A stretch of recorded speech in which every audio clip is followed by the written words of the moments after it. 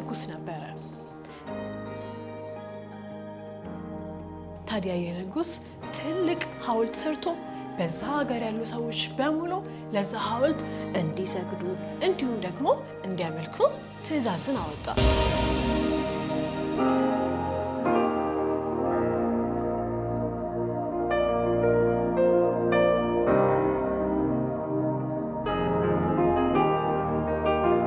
ነገር ግን ሶስቱ ጓደኛሞች ሲድራቅ፣ ሚሳቅና አብደናጎ አንድ መልስ ሰጡ።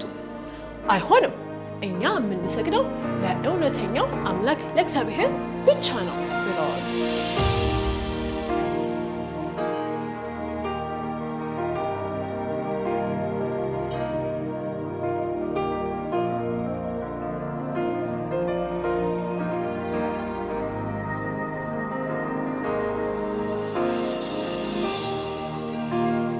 ንጉሱ በጣም ተናዶ ወደ እቶኑ እሳት እንዲወረወሩ አደረገ።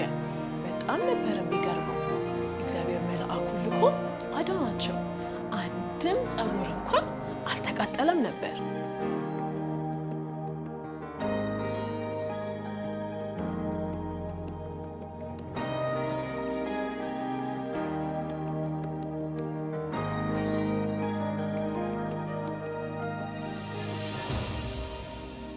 አንተ በጌታ በኢየሱስ ክርስቶስ ያመንክ፣ አንቺ በጌታ በኢየሱስ ክርስቶስ ያመንሽ እግዚአብሔር እንድትታዘዙት ይፈልጋል።